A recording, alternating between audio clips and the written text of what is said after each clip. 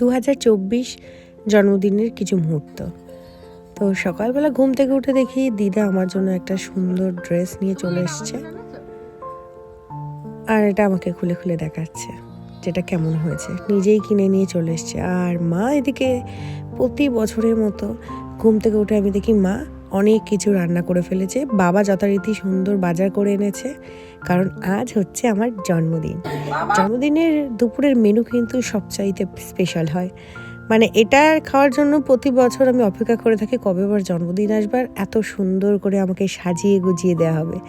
একেবারে যাকে বলে জামাই আদর, খুব স্পেশাল একটা ফিল হয়। অবভিয়াসলি এত সুন্দর করে সাজিয়ে গুজিয়ে এত কিছু রান্না, স্পেশাল ফিল তো হবেই। এখানে সব লাঞ্চ রেডি, বার্থডে লাঞ্চ। এখানে কত খাবার আয়োজন, সব মা করেছে। যতই ভাবি কম খাবো, কিন্তু মা এত সুন্দর রান্না করে যে আমি কমের বদলে আরও বেশি করে খেয়ে ফেলি। এই দেখো আমার প্লেটের অবস্থা। আর এই মিষ্টি দুটো সুন্দর কেক, পেস্ট্রি আর এই বেলুন দিয়ে সাজানো সব কিছু কিন্তু আমার মেজদি ভাই করেছে। ওই কেকগুলো এনেছে আর এত সুন্দর করে ডেকোরেশন ওই করেছে। তো থ্যাংক ইউ আমার দিদিদেরকে। আর এই দেখো এখানে এখন আমি আমার দিদুন আর আমার মা, সোনা পাপা, দিদি সবার সঙ্গে ছবি তুলছি, আর কেক কাটিং হবে। এইটাই তেমন হয় একটা সিম্পল বার্থডেতে। আমি কিন্তু আমার বার্থডেতে একটা জিনিসই সবসময় চাই, যে আমি যাদের ভালোবাসি তারা আমার সঙ্গে থাকুক, দ্যাটস ইট। আমার কাছে বার্থডে মানে এটাই নয় যে ক্লাবে যাওয়া, পার্টি করা। আমার কাছে বার্থডে মানে আমার মায়ের হাতের রান্না। আমার কাছে বার্থডে মানে আমার প্রিয়জনরা আমার সাথে থাকবে। দেখো এত ঠান্ডা পড়েছে, আমি সবাইকে একটু সাজুগুজু করতে বলেছিলাম, কিন্তু কেউ করেনি। সবাই ঘরের ড্রেস পরেই ছিল, কারণ অনেকটাই ঠান্ডা পড়েছে। আমার জন্মদিনটা তো নভেম্বর, আর এই টাইমটা তো অনেক বেশি ঠান্ডা পড়েই যায়।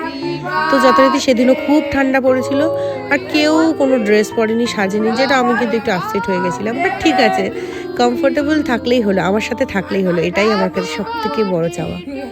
আমার পরিবারের লোক আমার সঙ্গে থাকবে, এটা আমার জন্মদিনের সবচাইতে বেস্ট গিফট। আর কিছুই আমার সত্যিই চাই না।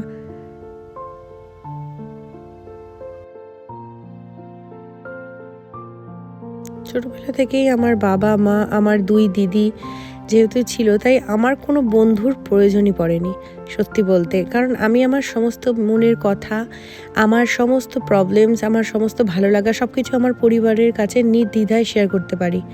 আমি আমার বাবার কাছেও আমার সমস্ত মনের কথা বলতে পারি। তো আমার কাছে এরাই আমার বন্ধু, এরাই আমার আপনজন, সব কিছু আমার পরিবারই। তো জন্মদিনটা যখন আমি আমার আপনজনদের সাথেই থাকি, সেটা সব সময় আমার কাছে অনেক বেশি স্পেশাল হয়। মেজদি ভাই আমাকে একটা ড্রেস গিফট করেছিল, যেটা আমি ভিডিও নিতে ভুলে গেছি। আর বড়দি ভাই আমাকে একটা আইফোনের চার্জার গিফট করেছে। তো দুটো গিফটই আমার কাছে খুবই স্পেশাল, খুবই পছন্দের। ভিডিও শেষে হয়তো আমি শেয়ার করে দেব ছবিটা। আর এইভাবে কেক খাচ্ছি বলে প্লিজ কেউ জাজ করো না, কারণ আমি কিন্তু একটা আলাদা সাইড থেকে খাচ্ছিলাম। মানে আই লাভ কেক, এটা আমারই জন্য ছিল। তো আমি যেভাবে ইচ্ছা সেভাবে কিন্তু খেতে পারি।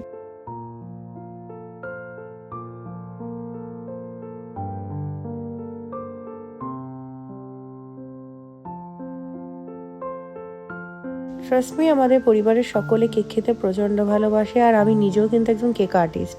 কিন্তু আমরা মিয়ামোরের কেক খেতেও প্রচণ্ড ভালোবাসি। জন্মদিনের আনন্দ সবারই হয়, কিন্তু কোথাও না কোথাও মনের ভিতর একটা কষ্ট ছিল, কারণ আমি এবছর আমার প্রিয় পোষ্যকে হারিয়েছিলাম। তো আমি ওকে খুব মিস করছিলাম, কিন্তু এটা আমি কাউকে বলিও নি। জীবন কারোর জন্যই থেমে থাকে না, তাই আশা করি ও যেখানে আছে সবাই ছিল। শুধু ছিল না দুটো স্পেশাল মানুষ, আমার দুই জামাইবাবু, দুজনেই ছিল না। তবে তোরা দুজনেই যদি থাকতো, আমার জন্মদিনটা আরও স্পেশাল হতো। আর এখানে আমার ছোট জামাইবাবু আমার জন্য, মানে অনুপম দাদা আমার জন্য হঠাৎ করে রাতের বেলা সারপ্রাইজ করে দিয়েছে যে এই কেকটা পাঠিয়ে।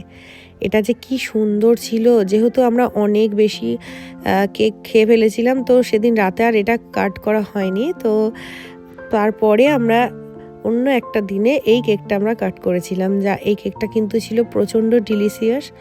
আর হঠাৎ করে দেখি রাতের বেলা এই কেকটা আমাদের বাড়িতে চলে আসে, তো আমরা রিসিভ করি একদম রাতের বেলা। তো ভীষণ ভালো লেগেছিল আমার এই সারপ্রাইজটাও, ভীষণ ভালো লেগেছিল। আমার দুই জামাইবাবুই আমাকে সব সময় অনেক বেশি স্পেশাল ফিল করিয়েছে আমার বার্থডেতে। I am really glad to them. জানো তো, ভালোবাসা মানে না সবাই সবারকে খেয়াল রাখা, যত্ন নেওয়ার আর স্পেশাল ফিল করানো। আর এই গিফটটাও আমি অনেক দিন পর রিসিভ পাই, লাইক 5-6 দিন পর। দেখো আমি কিছু পাচ্ছি না বলে এটা দিদির মেশিনটা নিয়ে, কাজের মেশিনটা নিয়ে চেষ্টা করলাম প্রথমে এটা খুলতে, যেটা হলো একটা গিফট এসছে। এটা অনুপম দা আমাকে পাঠিয়েছে, অনেকদিন আগেই নাকি অর্ডার দিয়েছিল, কিন্তু আমার বার্থডে পরে এসছে এটা।